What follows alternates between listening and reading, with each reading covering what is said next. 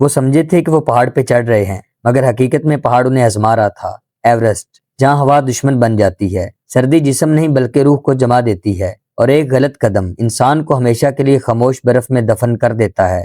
यहाँ हारने वाला सिर्फ गिरता नहीं बल्कि हमेशा के लिए गुम हो जाता है। ये है एवरेस्ट की सच्ची कहानी, जो एक सच्चे वाक़े पर मुबनी है।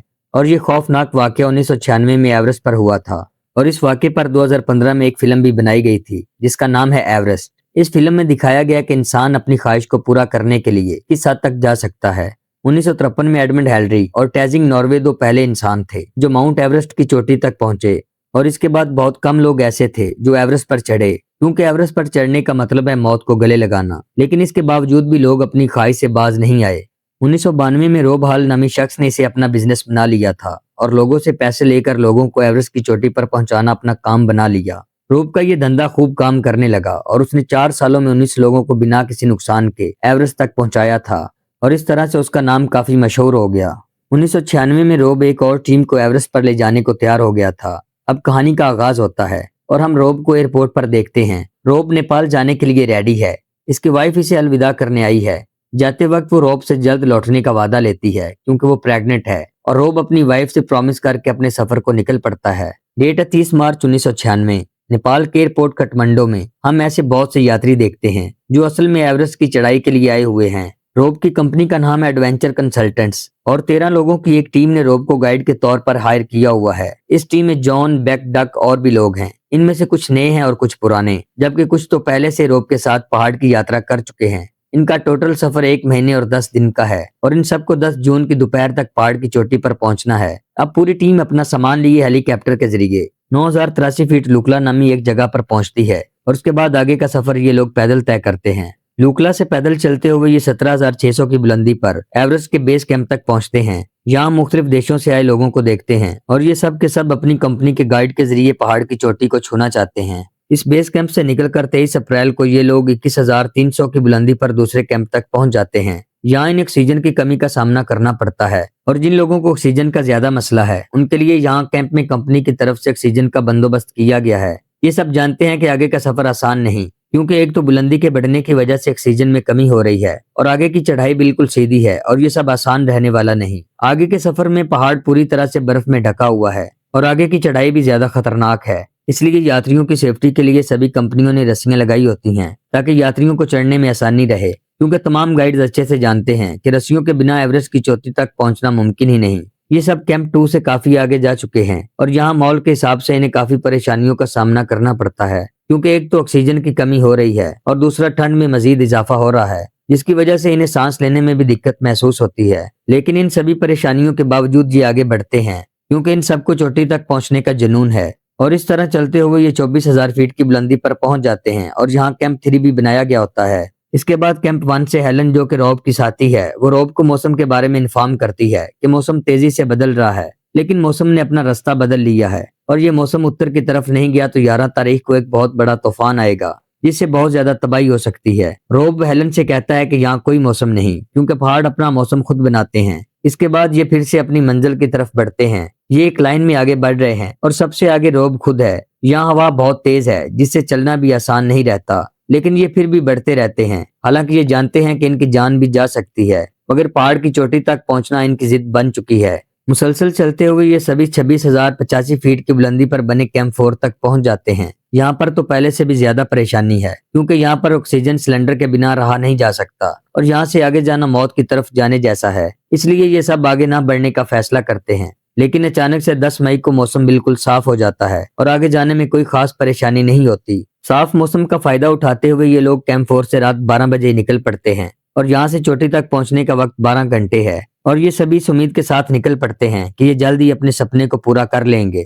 लेकिन ये नहीं जानते कि आगे चलकर कैसी मुश्किलात पेश आने वाली हैं। इसके बाद ये 27,600 फीट की बुलंदी पर पहुंच जाते हैं। यहाँ रोब के साथ एक बेक नामी शख्स है और इस जगह पहुंचकर इसे आगे जाने में प्रॉब्लम होती है। वो रोब को बताता है कि कुछ साल पहले मेरी आंखों की सर्जरी हुई थी और अब ठंड की वजह से आंखों में जलन हो रही है और मुझे सब कुछ धुंधला दिखाई दे रहा है। रोब इसे आधा घंटा यहीं आराम करने का कहता है और जब तुम कुछ बेहतर महसूस करो तो हमारे पीछे चले आना। बाकी टीम आगे बढ़ रही होती है, लेकिन चोटी तक पहुंचने के लिए कुछ रस्सियों को अपनी जगह लगा होना चाहिए था और रस्सियां ना होने की वजह से इन सबको एक जगह पर रुकना पड़ता है। इनमें से 2 लोग रस्सियां बांधने की जिम्मेदारी लेते हैं, जबकि 3 लोग वापस जाने का फैसला करते हैं, क्योंकि यहाँ ठंड बहुत ज्यादा है और हवाएं भी काफी तेज होती हैं और इनके पास ऑक्सीजन भी कम रह गई होती है। इससे आगे का सफर और भी खतरनाक है। ऊपर बर्फ की बहुत बड़ी दरारें हैं और इनमें गिर के 19 लोगों की मौत हो चुकी है, इसलिए बिना सेफ्टी के ये चोटी तक नहीं पहुंच सकते। और अब ये लोग 28,740 फीट की बुलंदी पर हैं और यहाँ पर ऑक्सीजन की कमी पहले से भी ज्यादा है, इसलिए इनके साथ काफी मसाइल पैदा हो जाते हैं। लेकिन इसके बावजूद भी इन्होंने चोटी तक पहुंचने की ठानी हुई है। ये जैसे जैसे ऊपर जाते हैं इन्हें काफी कॉम्प्लिकेशंस होती हैं, जैसे फेफड़ों में पानी भर जाना और दिमाग का सूज जाना। ये रस्सियां लगा चुके हैं और अब आगे बढ़ना शुरू कर देते हैं। इन सब की हालत बिगड़ चुकी है, बस एक जुनून ही है जो इन सबको आगे लिए जा रहा है। और यूं मुसलसल चलने से ये दोपहर 1 बजे पहाड़ की चोटी तक पहुंचने में कामयाब हो जाते हैं। ये सब बहुत खुश होते हैं। इन सब ने वो कर दिखाया जिसका जज्बा लेकर घर से चले थे। इन्हें अपने शेड्यूल के मुताबिक पहाड़ की चोटी से 2 बजे तक वापस नीचे जाना था, लेकिन इन्हें चोटी पर ही देर हो जाती है और इसी बीच मौसम भी खराब होने लगता है और इन सब के पास ऑक्सीजन न होने के बराबर होती है। रोब कैंप में हेलन से कांटेक्ट करता है और उसे सिचुएशन के बारे में आगाह करता है कि ऑक्सीजन कम हो चुकी है और सब चोटी से वापस चल पड़े हैं और ये सभी वापस लौटना शुरू कर देते हैं। जब ये थोड़ा नीचे आते हैं तो यहाँ इन्हें अपनी टीम का एक साथी मिलता है। इसका नाम डक है और ये चोटी से कुछ ही फासले पर होता है, लेकिन इसकी हालत काफी खराब है, इसलिए रॉब इसे वापस चलने की सलाह देता है। लेकिन डक रॉब से कहता है कि मैं अगर आज ना पहुंच सका तो कभी नहीं पहुंच पाऊंगा। और यूं रॉब इसके साथ चोटी तक जाने का फैसला करता है। इस तरह डक एवरेस्ट की चोटी तक पहुंच जाता है। जब ये दोनों वापस आने लगते हैं तो डक की हालत पहले से भी ज्यादा खराब हो जाती है। ऑक्सीजन के बिल्कुल खत्म होने की वजह से डक बेहोश हो जाता है और रॉब इसे यहाँ अकेले छोड़कर कहीं नहीं जा सकता और इस तरह ये दोनों ऊपर फंस जाते हैं। रॉब की टीम इसे अकेले को वापस आने का कहती है, लेकिन वो मना कर देता है। रॉब इसे किसी भी हालत में वापस लाना चाहता है। वो काफी कोशिश करता है, लेकिन इसी बीच एक भयानक तूफान आ जाता है। डक के पास ऑक्सीजन नहीं है, इसलिए रॉब इसे एक जगह छोड़कर ऑक्सीजन लेने जाने लगता है और डक से यहीं रहने को बोलता है। लेकिन ऑक्सीजन की कमी की वजह से डक का दिमाग ठीक से काम नहीं करता और उसे रॉब की कोई बात समझ में नहीं आती और वो इसके पीछे चल पड़ता है। मगर रॉब इस बात से बेखबर है कि डक उसके पीछे आ रहा है और इसी बीच डक के खाई में गिर जाता है, जिससे उसकी मौत हो जाती है। रॉब अब यहाँ से आगे नहीं बढ़ सकता क्योंकि तूफान बहुत तेज है और उसके पास ऑक्सीजन भी नहीं है, इसलिए उसे यहीं बैठना पड़ता है। रॉब को यहाँ बैठे हुए काफी देर हो चुकी है और इसी बीच इसका एक साथी ऑक्सीजन से भरा आधा सिलेंडर लेकर यहाँ आ जाता है। अब रॉब इसके सारे यहाँ से जाने की तैयारी करता है। ये टोटल 13 लोग हैं जो अभी भी ऊपर तूफान में फंसे हुए हैं, जबकि तूफान हर लम्हा बढ़ रहा होता है। रात के 3 बज चुके होते हैं। कैंप से इन्हें इन्फॉर्म किया जाता है कि हम यहाँ से मदद के लिए लोग भेज चुके हैं, लेकिन वो तभी पहुंच पाएंगे जब तूफान कम होगा। जबकि ऊपर लोग तूफान में ठंड और ऑक्सीजन की कमी से मर रहे होते हैं। अब सुबह के 5 बजे हैं और दिन 11 मई है और तूफान मजीद तेज हो चुका है। रॉब के साथ जो इसका दूसरा साथी है वो ठंड से काफी हद तक जम चुका है। उसका दिमाग काम करना छोड़ देता है और जब रॉब खुद बेहोश होता है, इसका साथी यहाँ से गिर जाता है। अगली सुबह तूफान हट चुका होता है और सूरज भी दिखाई दे रहा होता है। रॉब अपने कैंप से कांटेक्ट करता है और इन्हें बताता है कि मैं ठंड से जम चुका हूँ, यहाँ तक कि मेरे हाथ पांव भी काम नहीं कर रहे। रॉब इन्हें मदद भेजने को कहता है। इस पे रॉब को बताया जाता है कि तुम जिस बुलंदी पर हो वहाँ हवाएं अभी भी बहुत तेज हैं और ऐसे में किसी का वहाँ आना मुमकिन नहीं, इसलिए तुम्हें कुछ नीचे आना होगा। रॉब इन्हें अपनी सिचुएशन बताता है कि मैं यहाँ से बिल्कुल नहीं हिल सकता और इसी बीच इसका कांटेक्ट टूट जाता है। इस सारी सूरत हाल में इसकी टीम रॉब की वाइफ को कॉल करने का फैसला करती है ताकि इससे रॉब को हिम्मत मिले और उसके जीने की उम्मीद फिर से जाग उठे। रॉब की वाइफ इसे हिम्मत देती है और बोलती है कि तुम्हें चलते रहना होगा और थोड़ी देर बाद सूरज फिर से निकल आएगा, जिससे तुम्हें गर्मी का एहसास होगा, लेकिन किसी भी हाल में तुम्हें हिम्मत नहीं हारनी। जिस जगह रॉब है वहाँ हवाएं बहुत तेज हैं और ऑक्सीजन ना होने के बराबर है। वो अपनी वाइफ से कहता है कि मेरे हाथ जमे हुए हैं और मैं ऐसे में हरकत नहीं कर सकता। इसकी वाइफ इसे हिम्मत देती है कि तुम्हें चलना होगा, वरना तुम मुझे और अपनी बेटी को कभी नहीं देख पाओगे। ये सुनकर रॉब यहाँ से निकलने की हिम्मत तो करता है, लेकिन नाकाम रहता है और जो लोग रॉब की मदद को आ रहे होते हैं इन्हें रास्ते से ही वापस लौटना पड़ता है, क्योंकि ऊपर हवाएं बहुत तेज हैं और ऐसे में ये लोग खुद भी सरवाइव नहीं कर पाएंगे। इसके बाद रॉब की टीम इसे कांटेक्ट करती है और इसे बताया जाता है कि जो लोग तुम्हारी मदद को आ रहे थे इन्हें मौसम की वजह से लौटना पड़ा और अब तुम्हें खुद ही हिम्मत करके किसी भी तरह नीचे आना होगा। रॉब थकन की वजह से काफी कमजोर भी हो चुका होता है और वो अपनी टीम से कहता है कि मुझे एक और रात यहीं ठहरना होगा, क्योंकि वो वहां से अकेला नहीं निकल सकता। दूसरी तरफ रॉब की वाइफ उसकी वजह से बहुत ज्यादा परेशान होती है। वो रॉब से कांटेक्ट करती है और बोलती है कि तुम्हें हिम्मत करनी होगी और अपनी बेटी के लिए वापस आना होगा।